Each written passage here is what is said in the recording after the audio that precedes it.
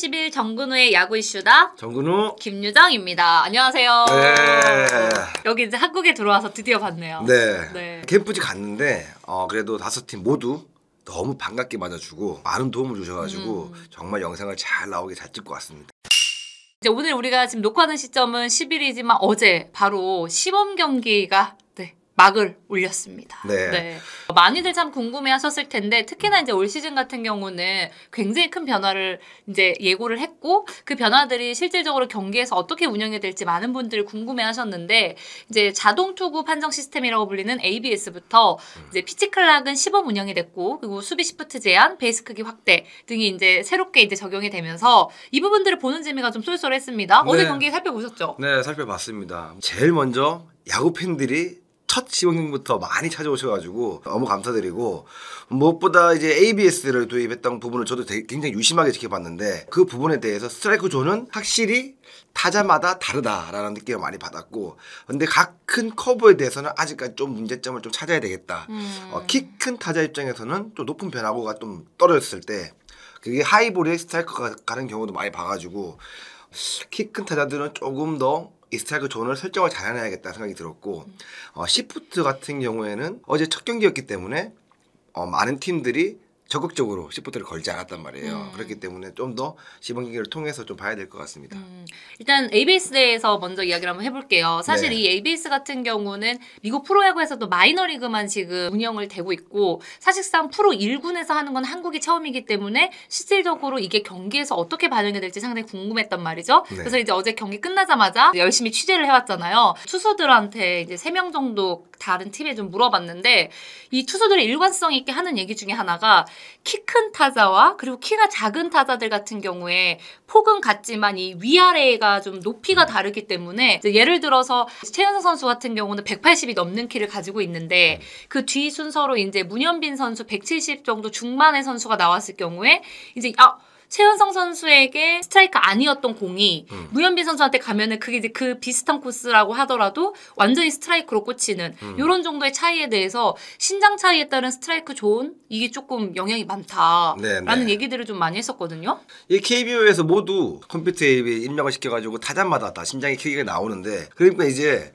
타자들 입장에서도 자기에 맞는 스트라이크 존을 설정을 해야 되는 거기 때문에 저 입장에서는 굉장히 좀 어려울 것 같아요. 네, 그래서 실제로 이제 투수들 같은 경우는 그런 감이 어렵다 하지만 타자들은 오히려 더 어려웠다고 하더라고요. 이게 특히나 또 키가 비슷하다고 해서 스트라이크 존 높이가 같은 것도 아니고 이게 또 타격 시 포인트에 따라서 또 위아래가 또 다르다고 하더라고요. 맞습니다. 이제 가장 중요한 건 어쨌든 이 1년 내내 정근우는 정근우만의 스트라이크 존, 뭐 최은성은 최은성만의 스트라이크 존이 이제 형성이 되기 때문에 그 부분을 얼만큼 빨리 경험을 하고 데이터적으로 익숙해지느냐 이게 이제 타자들이 어느 정도 성적을 내느냐에 좀 밀접한 관련이 있지 않을까라는 생각도 들고 일단 자신한테 맞는 스트라이크 존의 설정을 이 눈높이를 잘 만들어놔야 될 것 같습니다. 왜냐하면 각으로 치는 사람들이 있고 선으로 치는 사람들이 있는데 그 선 설정을 스트라이크 존 설정을 눈높이를 잘 만들어 놓고 그 선에 들어오지 않으면 타격을 하지 않겠다는 마음으로 그 선 설정을 빨리 자기만의 그거를 빨리 만들어야 될 것 같고 사이드는 확실히 똑같습니다. 네네.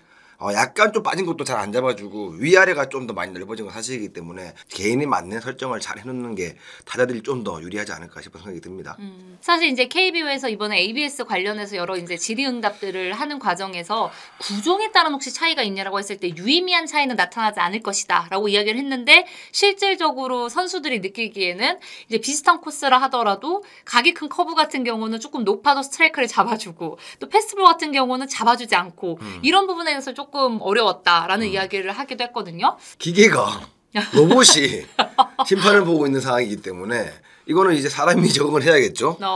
하지만 이제 이 커브 자체도 어제 많이 높은 것도 스트라이크가 올라가더라고요.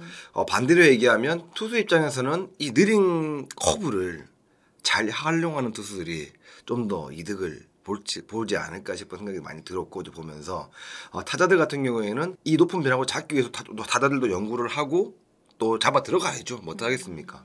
왜냐면 이게 투 스트라이크가 만약에 몰리게 되면 본인이 지금까지 겪지 못했던 스트라이크 존에 공이 들어와서 삼진을 먹을 수 있기 때문에 미리 좀 적극적으로 타격하는 이제 노리는 공이 100%가 아니더라도 7, 80%만 돼도 적극적으로 이제 가감성 있는 스윙을 많이 할 수 있는 상황들이 생기지 않을까라는 생각을 한번 해봅니다. 경험을 하지 못했기 때문에 어제 이제 첫 경기였기 때문에 시범 경기 이후에 이제 선수들이 조금 혼선을 느끼는 부분이 있긴 했지만 근데 대부분의 반응은 뭐였냐면 깔끔했다.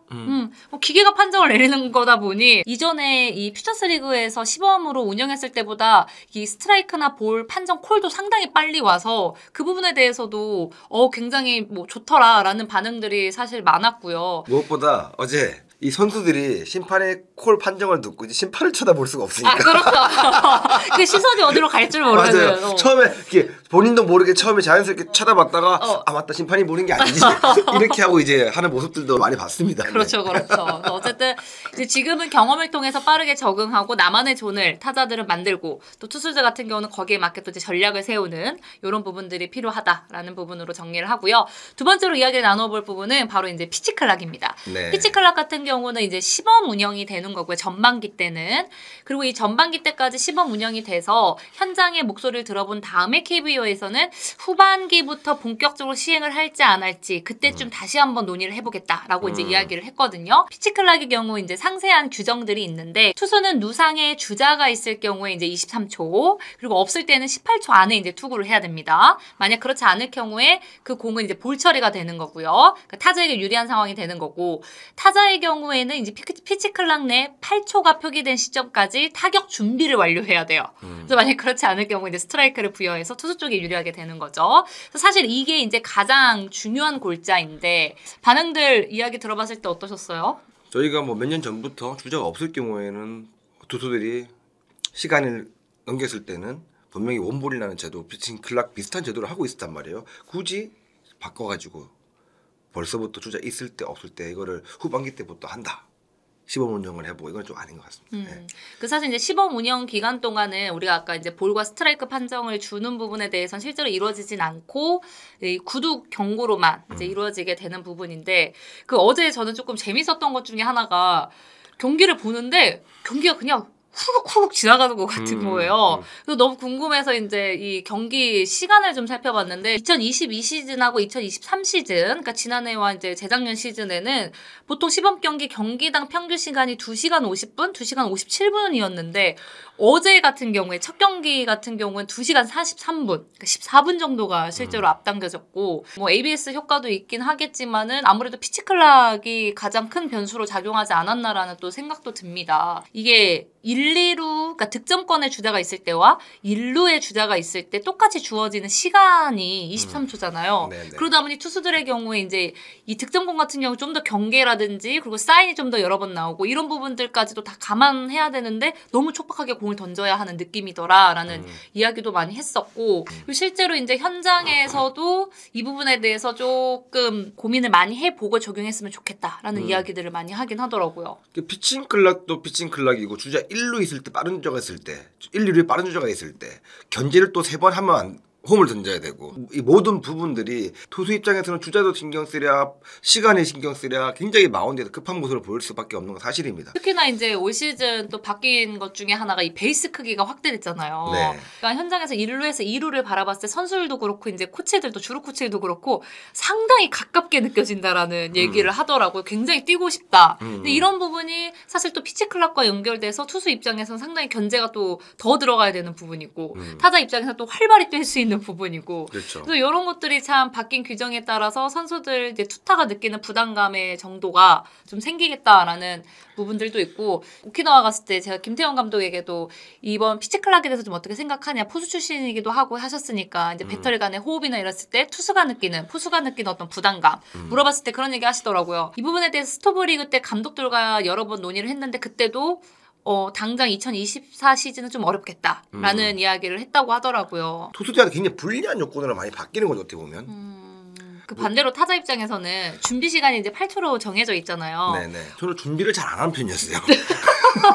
그냥 서서 공부 공치자는 느낌이었어가지고 크게 막 루틴도 없었고. 예. 근데 실제로 약간 그런 부분에 있어서 타자들이 느끼는 부담감이 있을까요? 아무래도 자기가 타자 박스에 나와서 한 번 더 뭔가 자기 루틴을 지키고 뭐 발 털고 뭐 베이스 만지고 하는 사람들도 있겠지만 그런 사람들은 좀 더 이런 부분들을 좀 예민하게 받아들일 수 있겠지만 70~80% 정도는 별로 신경 안 쓸 것 같은데요. 타자들 입장에서는 오히려. 왜냐하면 이 생각이 긴 것보다 타자는 별 생각 없이 빠른 시간 내에 승부 들어오고 하는 걸 되게 좋아해서 타자들한테는 좀 더 좋을 거라고 봅니다, 저는. 네. 가장 중요한 건 이제 정규 시즌에 들어갔을 경우에는 이게 정말 한 점 차 승부, 굉장히 타이트한 상황이 왔을 때 벤치에서 나오는 사인이라든지 이제 여러 가지 전략적인 부분들이 가미가 되면 이게 이제 시간적인 부분이 여기에 변수로 작용할 수 있다. 그래서 아무래도 시범 경기 때 피지컬에 큰 문제가 없다고 하더라도 정규 시즌에 들어가다 보면 실질적으로 이게 어떤 영향을 미치는지는 아마 좀 더 지켜봐야 되지 않을까. 그리고 아까 우리 정근호 프로도 말씀해 주신 대로 조금 신중한 검토를 통해서 현장에 적용이 되는 게 좋지 않을까라는 부분으로 저희가 한번 정리를 해보도록 하겠습니다. 자, 마지막으로 이제 수비 시프트 제한에 대해서 이야기를 해볼 건데 일단 이전에도 저희가 한번 이 바뀐 규정에 대해서 한번 설명을 해드렸는데 중요한 핵심은 뭐냐? 수비팀 같은 경우에 최소 4명의 내야수가 2루 베이스를 기준으로 이제 2명씩 각각 측면에 위치를 해야 되죠. 그리고 또 중요한 것 중에 하나가 이 측면에 있는 선수들이 투구를 할 때까지는 이동을 해서는 안 됩니다. 발을 떼서는 안 됩니다. 가장 중요한 것 중에 또 하나가 투수가 투구판에 서 있을 때는 4명의 내야수 모두 다 흙 경계에 있어야 합니다. 잔디를 밟거나 하면 안 된다는 거죠. 그래서 그 부분이 조금 중요하고 그리고 이제 외야수의 경우에 위치 이동이 좀 자유로워요. 그래서 내야 수비 참여도 가능하지만 대신 이제 외야 쪽에 4명 이상을 배치할 수는 없는 그러니까 내야수가 외야로 합류할 수는 없는 거죠. 그렇죠, 수비를 할 때. 그렇죠, 네. 이런 부분들을 정해뒀던 건데 저희가 오키나와에 갔을 당시에 이 KBO에서 각 팀을 돌면서 이 규정과 관련된 이제 설명회를 진행하기도 했거든요. 어땠나요? 현장 반응이? 정확하게 어떤 타이밍에 야수들이 움직여야 되고 못 움직이는지를 좀 선수들이 되게 궁금해하더라고요. 피차가 공을 던질 때냐 타자가 공이 맞을 때냐 심판들이 돌면서 얘기했던 부분은 투수가 공을 던질 때 라고 다 공통적으로 얘기를 했다 그러더라고요. 근데 이렇게 해버리면 중견수 라인에 있던 유격수나 이루수가 투수가 던질 때 만약에 움직이게 되면 타자 쪽에서는 굉장히 시야적으로 많이 혼돈이 올 수 있기 때문에 시즌 들어가서 데이터가 나왔을 경우에는 타격이 분포도가 나왔을 경우에는 자연스럽게 던질 때 뛰는 선수들이 분명히 있을 거란 말이에요. 그때 과연 어떤 얘기들이 또 오갈지 저는 솔직히 개인적으로 칠 때라 그러면 좀 이해는 가지만 던질 때라 그러면 거의 무궁화 꽃이 피었습니다 할 정도로 타이밍을 잡기가 네 타이밍을 잡기가 좀 애매해 보이는데 이게 맞는 기준이라 그러면 그래도 어느 정도는 타자들이 눈에 보이는 거기 때문에 그렇게 많이 빨리 못 움직인단 말이에요. 근데 던질 때라고 얘기할 때니까 이거는 조금 애매한 기준인 것 같습니다. 네. 이 부분 대해서는 투수들의 투구 동작의 영향도 좀 많이 있을까요? 어떻게 보세요? 근데 어차피 투수들은 다 이렇게 밑으로 던지든 위로 던지는 포지션이 거기서 거기니까 문제는 조금 더 빨리 무궁화 꽃이 피었습니다 하고 숨는 애들 있잖아요. 그런 애들은 어떻게 할 것인가. 성격이 급한 친구들. 그렇지, 성격이 급한 친구들. 타자 입장에서는 딱 치려고 그러는데 던지기 전에 벌써 움직이는 게 보여. 저 빨리 움직였어요. 그럼 뭐라 그럴 거야. 그게 신경 쓰이죠 또. 그렇죠. 뭐 어떻게 할 거냐 그거를. 이 경기 흐름적인 부분에서 그렇죠. 이걸 어떻게 또 잡아내고 갈 건지. 만약에 극단적으로 당겨치는 타자가 있어요. 보통 유격수가 세컨까지 넘어오잖아요. 이 부분을 던지기 전에 빨리 움직인다 그러면 이게 어떻게 잡아낼 것이냐는 거지. 이런 부분 같은 경우는 아마 이제 경기를 거듭하면서 조율적인 부분들이 필요할 텐데 그래서 이제 먼저 이 수비 시프트 제한을 시행을 했던 메이저리그의 지난 시즌을 한번 저희가 기록을 살펴봤거든요. 1번과 3번, 4번 같은 경우는 큰 문제가 없습니다. 왜냐 이제 각 내야수들이 이 흙에 있지 않고 잔디를 밟았기 때문에 이거 같은 경우는 이제 명확히 보이잖아요. 그래서 이견 없이 이제 넘어갔던 부분인데 이제 문제는 2번이었거든요. 이 6월 15일에 있었던 이 경기에서 이 선수가 투구를 하기 전에 움직였다라는 걸로 이제 문제가 됐고 이 부분에서 강하게 어필을 했지만 벤치에서는 비디오 판독을 요청하진 않았어요. 그리고 이제 경기가 그대로 지나갔는데 경기 후에 이제 이 선수가 나는 그냥 2루 주자를 견제하려고 들어갔을 나왔을 뿐 나는 이 규칙을 위반했다고 하는 것 자체가 다소 좀 황당하다. 그리고 난 이미 투수가 릴리스를 한 시점에서 움직였다 라고 이야기를 했단 말이죠. 네. 당시 중계를 했던 전문가들이나 이런 분들도 위반이라고 하긴 조금 애매하다라는 이야기들이 많았어요. 그래서 네. 이 부분을 가지고 메이저리그에서도 한동안 이 투구 시점을 어떻게 볼 것인지에 대해서 굉장히 좀 소리가 좀 많은 이야기들이 있었는데 국내에서도 아마 시즌을 하다 보면 정규 시즌 같은 경우는 사실 한 경기 한 경기 매 순간이 굉장히 중요하잖아요. 네. 이럴 때 아마 이제 이런 부분들이 나오게 되면 KBO도 KBO 나름대로의 어떤 논의가 좀 더 섬세하고 세밀하게 필요하지 않을까라는 좀 부분들이 있어요. 이런 부분들이 안 나올 수가 없단 말이에요. 근데 저는 메이저리그도 그렇지만 다른 치는 맞는 순간이라고 얘기를 하면 크게 위반될 게 없단 말이에요. 똑같이 뭔가 공평하게 할 수 있는 걸 바꿔야 되는데 던지는 타이밍을 얘기하면 지금 저런 시점들이 많이 나올 것 같기도 한데요. 그 사실은 투수가 공을 놓았을 때가 투구를 하는 시점으로 정한 가장 큰 이유는 수비에 어떤 또 원활한 도움을 주기 위해서도 있거든요. 좀 더 빠르게 반응할 수 있도록. 근데 만약에 쳤을 때로 타이밍이 바뀌게 되면 오히려 수비하는 입장에서는 조금 한 발도 움직이지 못하게 되는 거죠, 타이밍상. 근데 기본적인 수비를 하는 거죠. 룰 안에서 기본적인 스타트가 들어가는 것이고 지금 유격수나 이루수 같은 경우에는 이루 견제를 하려고 그러면 들어간단 말이에요. 여기 유격수 같은 경우에는 이렇게 턴을 해가지고 턴을 해서 이렇게 들어와야 되는 것이기 때문에 무조건 넘어갈 수밖에 없는 상황이란 말이에요. 만약에 그거를 견제를 하려고 들어가는데 투수가 홈을 던졌어. 그 상황이 어떻게 할 거야 이 말인 거지. 그리고 위반인 거잖아요. 그렇죠. 어떻게 할 거야?